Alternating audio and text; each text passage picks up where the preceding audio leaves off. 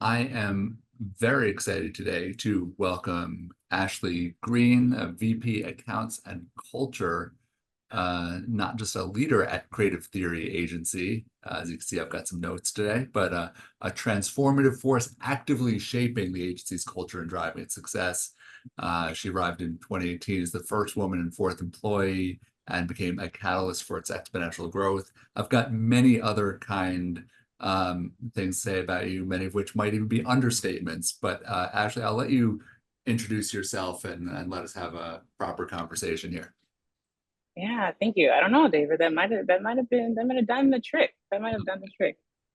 Before I actually jump in and talk about myself and a little bit more about creative theory, I'm actually going to leave my gallery view on because I don't know if I'm feeling inspired or just like motivated or like touched about how this feels like community. I think I was expecting it to be a space where like people couldn't come off mute. So I'm just like really impressed and excited to see people's faces, but also to know that if they want to, they can be a part of the conversation. It also puts me at ease a little bit. So Good. incredible, David. And Incredible. I should have noted, as we always do, have some folks who are joining us for the first time, that this is a very conversational group, and Yeah. so if you want to chime in, if you want to raise hand, if you need to shout something out, you can come on camera, you could stay off camera, do what feels comfortable for you. But Yeah. yeah, it is a treat for me every week to have connect with folks who are just really passionate about what's going on in the AI space and how it impacts marketing. So yeah, I'll let you Yeah. go from I there. love that. I love that. So thank you all for being here. It's a pleasure to see your faces, and I'm excited to be in company for the next little bit.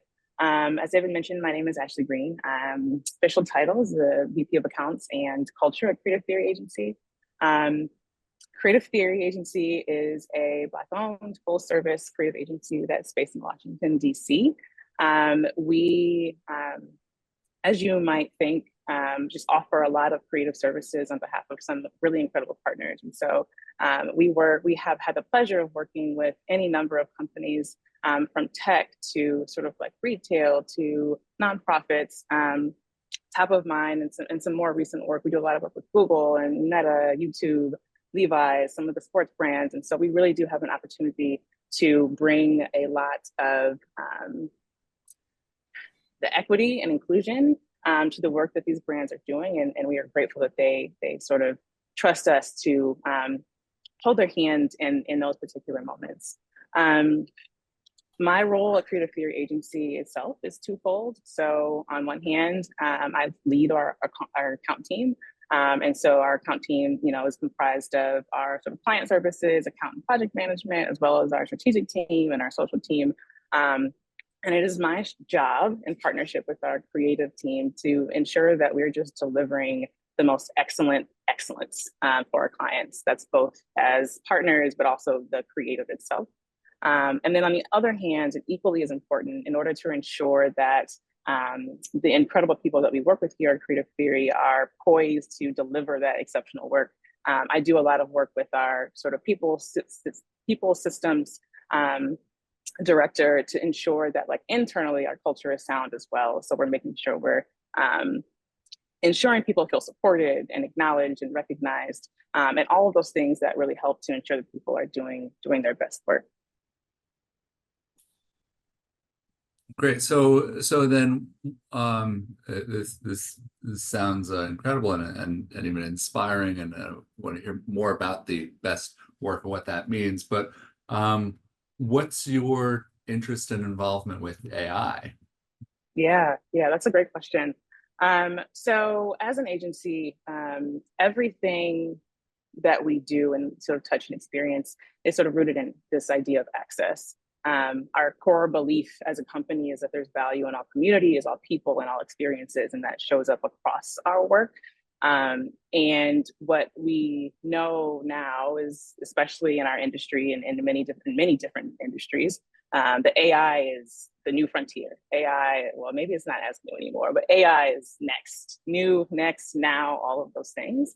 And we want to ensure that we don't miss out on our opportunity to start some really important conversations around access as it relates to AI, and more specifically, in this moment, what AI and access means for creatives and creators, and that is more related to generative AI tools And themselves. so can you elaborate on this, especially for folks like myself who have some idea of what access means, but maybe not as clearly in this context? I'd love to know. Yeah, yeah, that's a really great question. How we're defining access in this context and sort of like in this moment very specifically, Hmm. um, is like literal proximity, right? Proximity to these AI tools that make it possible for people to create things. That access is sort of like twofold, right? So on one hand, it's who has access and who is actually developing, who is engineering, who is testing, who is making, who are on the boards of the people that are creating the tools themselves. And on the other hand is as the who are the end users, right? And who are the people who have access to the technology to be able to provide prompts and inputs to ensure that we're not seeing the biases and to ensure that we're getting the most creative, innovative, but also inclusive outputs from them. Well, so looking at like the at the landscape right now, and especially it's I think it's a it's good that I mean, I feel like we're having more conversations about things like bias and access related to AI than we've had maybe with like the birth of social media and some other technologies. But obviously, and we had a wonderful speaker, Catherine Montgomery, last week present research on bias and actually just seeing like sharing examples of folks who were flagging issues and bias well before we got into this Gen AI age. Is anyone on the like developer product side, I think about the open AIs of the world or Google or anyone big or small that you think is doing access right now? That's a really great question. Um, I so as an agency, I think we are more focused on where the tools are in the market and their use. Mhm. And so I'm not sure I can answer very specifically, like sort of on the inside, who is getting it right. Mhm. What I do know is that so we think about the Google example and the recent example of them having to remove the ability for people to use Gemini to create images using people, right? Because who knows what was coming out of those outputs. What I can't appreciate about these moments is that these companies are taking a moment to take a step back when those sort of mishaps happen and to try and get it right. Now, I think it's the how they try to get it right that is more of a conversation, and I think that is sort of where we want to enter the conversation around access. It's like, okay, we know these biases exist. We want to pull back so that we don't continue to perpetuate them. But what are we doing to sort of mitigate them now that we have an opportunity to build a fix or develop a fix? And actually like Google, as much as they're it seems like everyone's kind of experimenting in public right now. Like I don't know if you've seen the Realtone um product updates that they had Yeah, yeah, and even creating a campaign around this. And like I was really inspired to see not even just like let's make our cameras work better for people of color, but if yeah, you read the materials there, they get into the weeds with things that look like presumably only people of color who've actually dealt with these issues. It's like very granular in terms of the yeah, updates that they're yes. making. Yes, yes. So it's funny you say that. I can consider myself very confidently a real tone expert. Okay. Um, Creative Theory Agency actually, as of since 2020, has partnered with Google to actually develop the real tone software. Wow. So when we talk about access, like this is the type of access that we are talking about, and so it was and continues to be a really incredible body of work where we were able to work with the experts, the cinematographers, photographers, the colorists, um, the people who are in the world making the work on behalf of this particular community, and the community that we're talking about, as you mentioned, are people of darker skin tones. And so, we worked with the colorist from Issa Rae's show Insecure that just did incredible work throughout that series. We worked with some incredible directors and cinematographers, your Joshua Kissies, And so we really brought them into the conversation to be able to inform and provide feedback specifically to the engineers that were developing the Realtone product to Mm. make it be as inclusive and equitable as possible, because the people that were providing sort of like the input, right? In this case, the input is to the engineers, were didn't come into those spaces with those biases that we were trying to correct for. They came with true lived experiences, both as people, but also as experts and creatives in that field. And so it really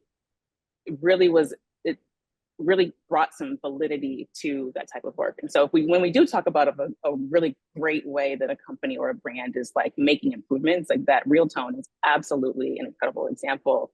And they continue to do it, right? We work with them to this day to continue to test Realtone, to test new features and software that will allow the camera on the Google Pixel specifically to continue to hold the title of being the most inclusive camera phone technology that exists. So incredible that you mentioned Realtone. I could talk about it all day long. It really is a really wonderful tool, and providing such an incredible experience for so many people of color who didn't have that before. Well, it's good to know it's that real, Yes, yes, yeah, I've seen this. I've been, included as a slide in some decks that I talk about for 30 seconds and yeah, screenshots, but I obviously don't have that deep yeah. Years long understanding. Wow. effort, dedicated effort. They're putting their money literally and figuratively where sort of like their mouth is with that one, and we'll hope to continue to do that. So, like, then, I mean, you sometimes wonder, if a company can do something like that groundbreaking, right? And it's like something that's like great for great for consumers. It's great for business. It's great for society. I Yeah, just so like I then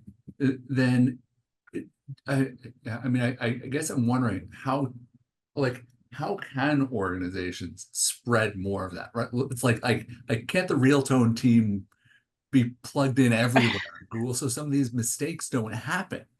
yeah, yeah. I think you're hitting right on the idea of why we think access is like the linchpin, or why it is so important. And one of the ways that we talk about this work, and since we've talked about Realtone now with this group, is that like what we don't want to see happen is that we have to sort of Realtone or to build a fix our way out of these generative AI tools and the outputs that they produce. And so hopefully we'll be able to start a conversation about that. We actually, so last week actually launched a campaign here in Washington, D.C. It's an out of home campaign called What Prompted You? And sort of what we're talking about now was the impetus for this campaign. It's like, how can we make some noise and start a conversation about the importance of making sure the right people are building the tools, and the right people therefore have the access to the tools. And so we take people on this sort of journey through these visuals of what the process is and what it looks like and how it should feel, so that ultimately we can curb some of the bias and some of the issues that we're seeing around, diversity and inclusion and equity in the outputs, and bias in the outputs before we get too deep into it, right? So with Realtone, we were 40 years into photography and 20 years into, well, maybe not 20, maybe like 15 years into cell phone cameras. So now that we're sort of in the more infant stages, although I know they've been around for a while, but the more infant stages of these Gen AI tools, how can we start this conversation sooner so we don't have to fix it? And we're hoping that What Prompted You will start that conversation across the industry so that, Google and OpenAI and any of the others will take a look at themselves and say, who does have access and what can we do to create space for those who should be in the rooms, developing the tools and also using them. So and then I'm so curious because it's also just great and timely having you here with this campaign out. And so look, where did the campaign originally, like, was this something you wanted to do and like you found someone to do this with, or was it coming from the client? Like how No, did so this this come? is everything ties back to access for us. So every I don't know, a couple of years as an agency, we sort of embark on these passion projects almost. It's like we don't want to wait for a client to want to do this, right? So we don't ask for permission, we just do. So what prompted you is, for the most part in this moment, completely sort of like self-funded, but we saw it as a need. Somebody needs to start this conversation. And as having had experience with Realtone, and as having had experience just in general as an agency that is Black owned and for the most part Black, led and operated, we felt like we were the appropriate people in this particular moment to be able to start this conversation. So we just went and did it. That's I mean, you're bringing back some of the good nostalgia I've had from my agency days when just going, it's like I mean, my Yeah. favorite stuff to work on was especially around corporate marketing for an agency like Emma Wired, who was this, it's like, okay, like, for the ideas that we can't sell into clients or don't even want, Mm-hmm. right? Like we don't even want a Yep. client to muck it up, right? Yep. Yep. Or dilute it. Yep. Like, Exactly. Exactly. are there already plans to take this beyond DC? We would love to. Absolutely. We would absolutely love to. I think that like in this particular moment, so the first place we're going to take it is Cannes. So there is a crew of us who is going to Cannes, and we're going to drum up some more conversations about this, and hopefully continue to get on some stages to be able to have the opportunity to talk about it. But the way that we have developed it so far is the talent, the people, the individuals we are featuring, they all have some type of relationship to access in their own right. So whether they're small business owners or creatives, there's a chef, right? They are all creating access in their relative lane in the DC area. And so what we would love to do is be able to showcase that across the country. Like, what are people doing to create access for others? And how can we tell a little bit more of their stories creatively, but while also having the opportunity to showcase the importance of diversity and access for these tools. And I think, David, if I can, maybe we could do like a little exercise, because I think it's important to understand what exactly it is we're trying to not only accomplish with the campaign, but like with the conversation. Um, so David, or really like anybody, I welcome you to join into this sort of like prompt. So I'm the way what prompted you is set up is sort of like three stages, right? We sort of interview and have a conversation and hear stories and experiences from sort of our talent. We're just going to call them talent in this moment, from the talent. We then work with them to take those stories and develop prompts. And then, as everybody knows, from those prompts, we are able to develop some really arresting visuals that are reflective of their stories. Mm-hmm. And why this is important is because, as we all know, how you prompt will inform what the output is and what that visual is. But even before that, your experiences are what are informing that prompt. And so for us, that experience piece, we don't want to lose that in the conversation. I hear a lot of people saying, yeah, we want to teach people how to prompt and we want to teach people to do this. Yes, there are some very tactical ways you can prompt to get very specific outputs, right? Aspect ratios, zooming in, like things like that. But before those very tactical things happen, it's important to remember that people have experiences that are going to inform that eventual output that are going to be different. And by us having the opportunity to get more people involved, we get more stories, and therefore ultimately outputs will have less bias and be more inclusive, more innovative, more creative in the long run. So we can talk a little bit more about sort of like how some of these tools are changing prompts to avoid bias, because I'm not yet sure we should be trying to avoid bias. It's almost like a double negative, right? We want more bias so that eventually it's not biased anymore because we have all of those experiences and those inputs from so many different people. So I went off on a tangent a little bit, but I do want us to do a little bit of an experience. And I want you to think about when you were a kid, I'd say, at late elementary age, think about what your Saturday morning looked like. What did your Saturday morning look? What did it feel like? What did it smell like? What did you look forward to? What were you eating? And So I would love, oh, go ahead. I was going to no, say, I no, would go love to on. hear from I would love to hear from you, David, and then maybe one other person. It's yeah, it's so funny. The two things that came up, cartoons and cereal. Quite quite a bit of quite a bit of that, and um, maybe actually getting a little time outside. Growing up in Mamaroneck, New York, up in Westchester County. Uh, What did outside look like in Westchester County? well, where I was, it was I mean, almost felt like a little more of a rural side of suburban. So we're surrounded by the Leatherstocking Trail, Saxon Woods, for those who know the area. So we had that essentially running through our backyard. So it's like a little further away from most other people, but had some room to run around and also um, play shoot hoops very poorly. That Yeah, my yeah, basketball skills have not gotten any better despite all the yeah. in the driveway. So Yeah. So if we think about, and I'm just going off the dome right now, if we think really quickly about what a prompt might be for that, right? mhm. It's like, David, you're waking up, you're young boy. So the prompt might be something like, young boy runs outside to a basketball court to play basketball, right? So that Mhm. is an idea, and maybe you want to put the aspect ratio and you want it to be shot on film, right? So that maybe, David, is your prompts, and we can sort of envision any number of ways that the output might look. Um, and then, so for example, me on the other hand, and I'm thinking more specifically about when I spent time in the summers with my grandparents, right? You wake up Mhm. on the Saturday morning, there's a house full of people, we're all eating, there's a big breakfast, we've got grits and eggs, and we've got, some of the um, more Southern breakfast foods that are happening.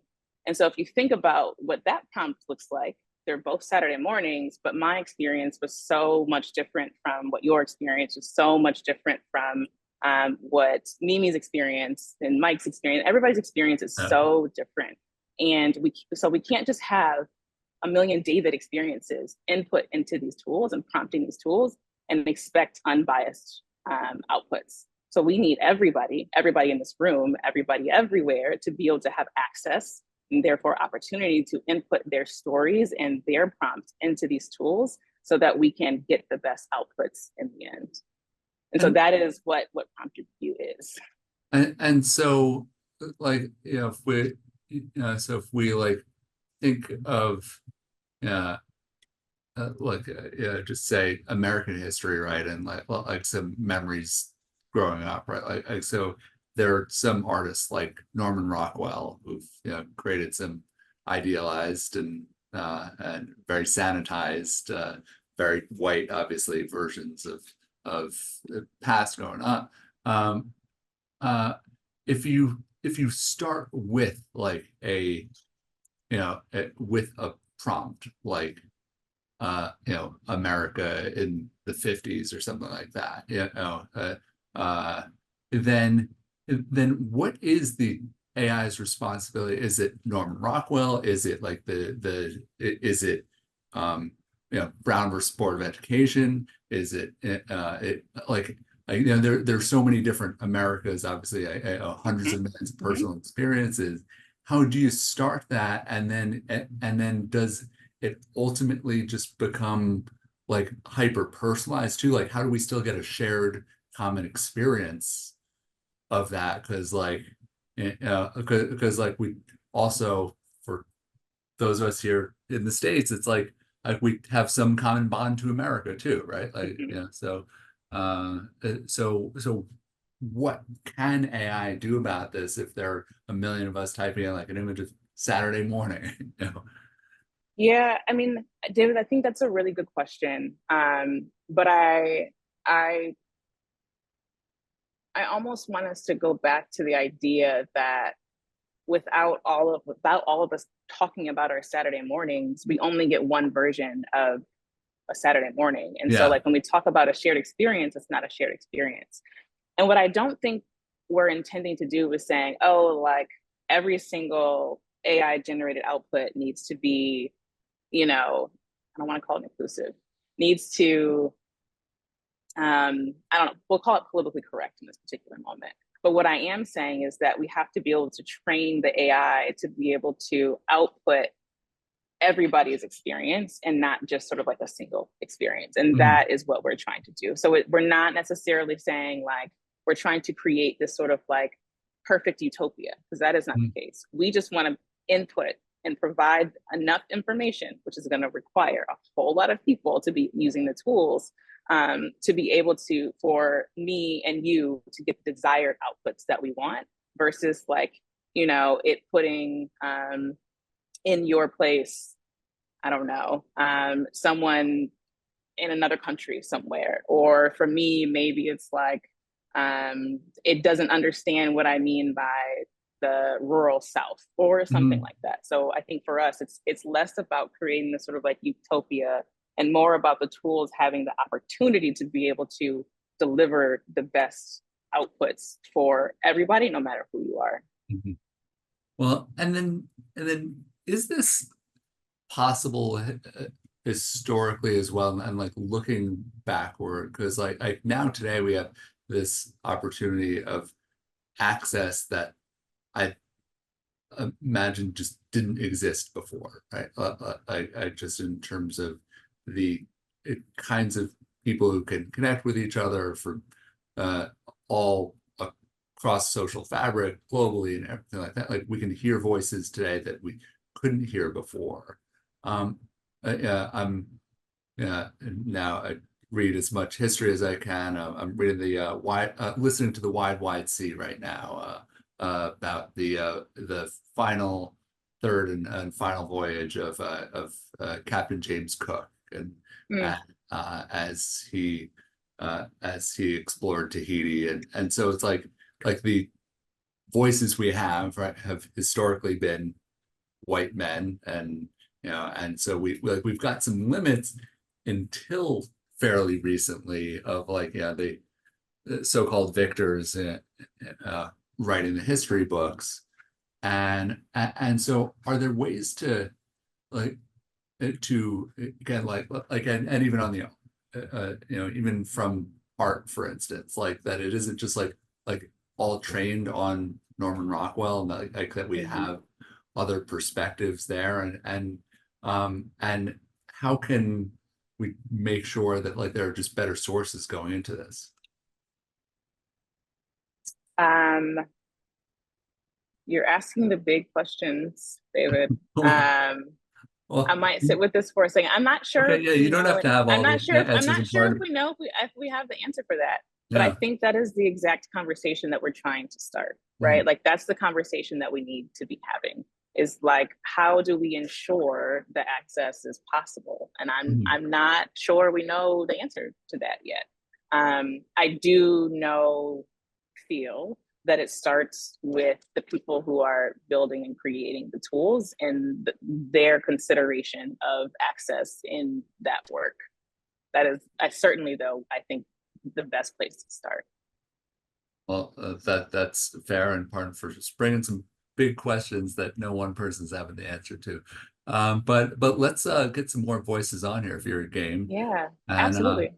Paul, and then followed by Morgan. So yeah. Ashley, this is great, and I love the campaign. And I Oh, think thank back you. to the point that David was making earlier about um, not having a universal experience. I'm curious with the campaign, given that the models are not trained as well as they should be on as wide a swath of people, how much prompting did you have to do to get the output that you really wanted? Yeah, I mean, certainly it wasn't for the first time. Mhm. And I think this is an out of home campaign. So we were very, and actually I might pull it up for you all. We were very intentional about the sort of like final creative that we wanted.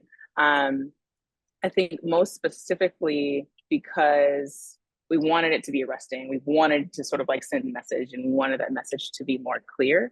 Um, I'm going to, if you give me just a moment, I'm going to try and talk through this while I'm pulling it up. Um, Yeah, again, so just to answer your question, we didn't get to it the first time, and so we did have to go back and iterate, and there were, lots of we used more specifically this time Midjourney, and so there was a lot of sort of like zooming, and there was a lot of versioning and all of those types of things to get what we wanted. But I think we were guided every single time by the story snippets. Yeah. Well, thanks, Paul. And Morgan. Yeah, I just wanted to kind of chime in on the question you asked around, what are the models being trained on? And so these large language models, so in generative AI, a number of years ago, there was this essentially hypothesis called the scaling hypothesis, which essentially was saying that if AI was going to really improve dramatically, it was going to be with a lot more compute and a lot more data. And so that has proven to be true over the past 5 to 10 years. And that has made these foundation models, these LLMs, these generative AI tools possible. But what that means is that the amount of data that they need to be trained on, you can think of it as like the entire open, scrapable internet. And so if you think about that and all of the potential biases that exist on the internet, because we in our society have a level of societal bias, a level of unconscious bias, that's what these models get trained on. So you really have to go back to almost first principles and think about who is creating the content, what is getting published, and then everything that's on the internet is kind of what is being, ideally things that are open, but not necessarily always, as we're seeing with the lawsuits between the New York Times and OpenAI. But to answer your question, and this is also why we're seeing this kind of next frontier. The big question I think that we'll need to answer is, what is the next? Because we still need these large AI companies still need more data. And so what is the next set of the gigantic data set that they're going to probably have to buy at this point, or potentially generate? So this is why I think it's really interesting what Ashlee and her team are doing, because if what they're going to do is synthetically generate big data sets to kind of retrain and refine their models, we want those data sets to not reinforce and exacerbate these biases, but to instead be more inclusive and diverse. And so this is why this type of work is so important, because buying data sets has its own kind of challenges, but synthetically generated data is another potential option for these platforms. And if that's going to be the case, we need to make sure that we have people like Ashlee's team and other organizations helping make sure those data sets that are built are good ones for refining models. Thank you for that context. I love that. Let's talk about it. I think that's a great point, Morgan. And like on the point of access to Ashlee, which I know is something that you spoke about. I also wanted to add that as these technologies get multimodal, right? So it's able to see the world around you, you're speaking with it, and you're engaging with it in new ways. Those are data sets that the companies are going to ingest to train the models. So having access and having these tools in the hands of as wide of an audience as possible is also important in terms of making sure that the data sets of the future are more inclusive. Yeah. That's a great point, Kate. We haven't quite gotten there yet, but also an important conversation, and maybe one that we could get ahead of sooner, because I know these Gen AI tools are a little bit further, down the road. So this is, while we're here, just like a quick look. And so you can kind of see the 3-panel. We have the story with a portrait of the individual, the prompt that we developed for them, and then what their very specific outlook was. And I asked the Saturday morning story because that was one of the prompts for one of the talent, or one of the stories that came from one of the talent. Her name was Deanna. And so you can see down here in the bottom right, this is the story that she shared with us, the prompt that we developed of that, and then a very interesting, but also like arresting generated image that came out of that conversation with her. which you can imagine would look different from what your image would be that was prompted. So yes, yes. So cool. I can leave this up or I can pull it down. You all let me know. And Morgan, you had another comment? I Please. do. No, good. I really like this this work. I saw it last week, I think. The one thing, because I've also been playing around with a number of these platforms to see what kind of biases are inherent in them. And the thing that I've been realizing too is that when you think about inclusion, and I've actually been trying to prompt these platforms with, pretty intersectional prompts. So I find that when we try to, or when I try to get an image that is maybe of a group that's underrepresented along a certain dimension, whether it's skin tone or gender expression in a certain context or age, I can get that.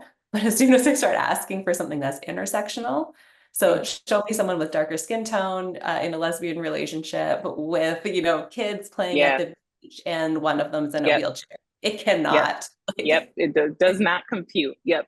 I think we've had those similar experience. We've had that similar experience. And I think, it probably is very well just where the tools are in their life cycle. And I'm sure they're hearing about this all the time, but that is very much our experience as well. Once you start sort of adding multiple types or groups of people, it does not work.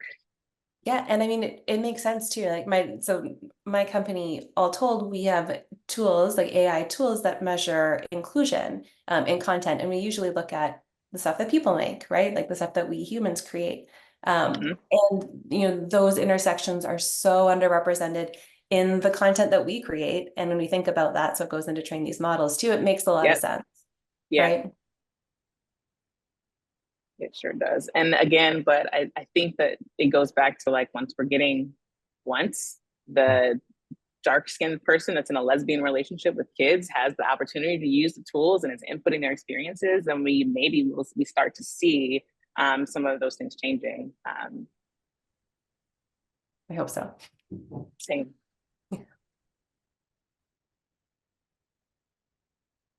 And I mean, Ashlee, are you seeing anything? And I'm not sure like how much you get to look into the consumer usage and like that, but like in terms of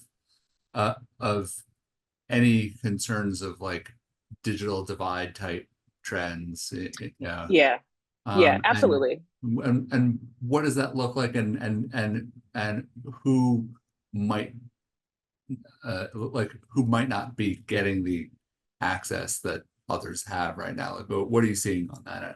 Yeah, I think that is certainly a part of the conversation, right? So us in this group, AI Marketers Guild, the people who are in this work, it seems like easy and access. It's very easy for us, but there are certainly people both in the United States, but also globally, who we know don't have access to internet, let alone like these tools. And so that is something that is a part of the conversation and is part and partial to the work that we are doing. I think one of the things, we just launched this thing, so there is that. But one of the things that we have been able to already do is we hosted a group of high schoolers. There's a high school that's really close to our office. And I'm sure they all have their cell phones and things, but just as these tools are relatively new to us as an agency, these tools are like brand new to this group, right? And so like we were able to introduce them to this idea of like, you can be creative using these tools. So now, we've opened up access for 20 high schoolers who can now take that back to their families and their communities.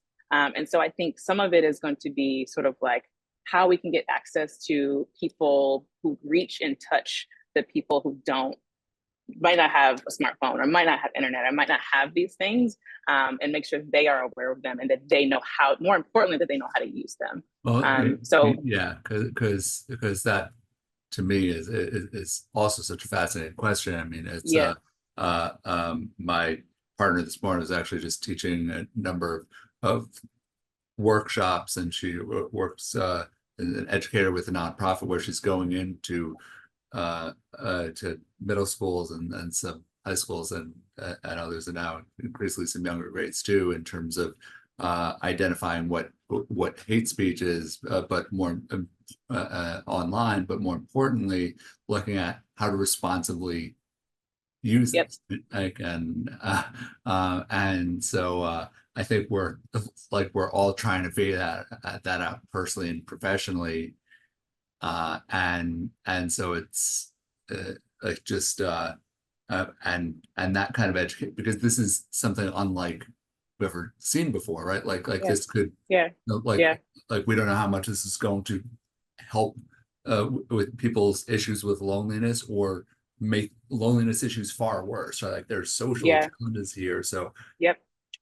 I think in general, with any new tool, take the dot-com boom, take the internet, for example, it is going to either exacerbate or like bring back to the forefront some of these social issues that already exist, right? And like that is part of the access conversation, or should be. And I can see with AI in particular that sort of like gap being wider than maybe anything we've seen before. But somebody has to care enough. And so that's when I think we start to get into some of the more like ethical and like policy issues that we are not currently experts on. But I do believe that we're going to be in for sort of like an interesting decade with the development of these tools, and where and how that either closes or continues to widen some of these gaps as it relates to social issues or otherwise. Well, I'm gonna ask one question, especially before many others have to go, and it's like we've got a mix of marketers, technologists, and others in this room who clearly care enough to at least tune into this, and so we've got to start of something, and we've got a much wider base in the community. Uh, Whether it's in the community or more importantly, our own jobs, right, and our own roles, like whether we're at an agency or brand or tech start, like what are things that we can or should be doing to get started to go and be on the right side of these of access and Yeah. making things more accessible? Yeah. Another great question. I think one, it is to take time to listen to the people that are sort of like having the conversation and raising their voices about this. And then taking those back to your spaces and your communities, having the tough conversations, pushing back when necessary. So I do think from a personal responsibility perspective, like, it really is like, how can you take this information and spread it far and wide so that it does reach the people who ultimately can have the greatest impact on it, if that is not you. If it is you, then like, let's get to work. I think the other thing, and something that we think about a lot to just sort of like keep top of mind, is really just this question of like, what if there was one single person who was responsible for developing and like prompting all of AI generative tools? What would that look like? What would that future look like? So whether that's, a Paris Hilton or me or you, David, or anybody, if there's a single person, a single perspective, a single set of experiences that is sort of like responsible for the development of this, what does that future look like for everybody? What does that AI specific future look like for everybody? Yeah. Well, I mean, I appreciate your recommendation, and I'll just share personally here for this group and those who tune in after that. For me, when Black Lives Matter hit, realized like I've been running the serial marketers community for around 6 years now, and I realized that I need to say something in the community, and that, well, someone had to say something, and the only person who really should was me, and that I didn't have a language, the language to talk about race and many of the related issues involved. But I also realized, in part by talking like one-on-one with some members of the community, that shouldn't be what stops me from at least teeing up those conversations. And so Yep. I might not literally have the verbiage to get this all right, and I might stumble on that along the way. But that like if you're, especially if you are in some leadership role or just you're anywhere where you have a voice, then you need to contribute that and empower others to share those voices, and hopefully, yeah, learn a few things along the way. And so you know, for those who are in my shoes or been in them, it's like, you know, it's like some of it is like we just have to get over.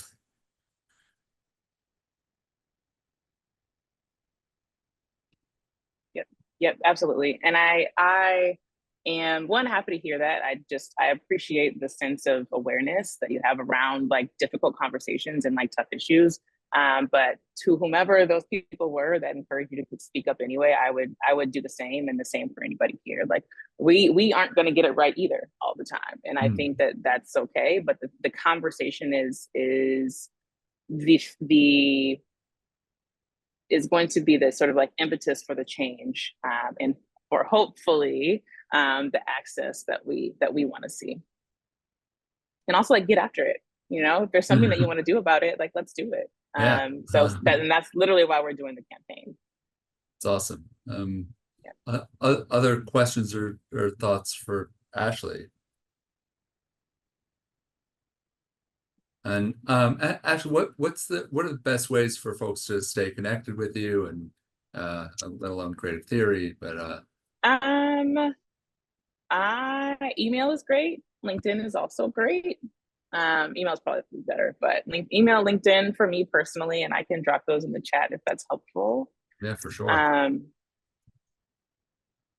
And then let me see. Make sure I'm spelling things right. I'm absolutely happy to hear from everyone here. I appreciate you spending the time with us. I learned a lot as well, so thank you.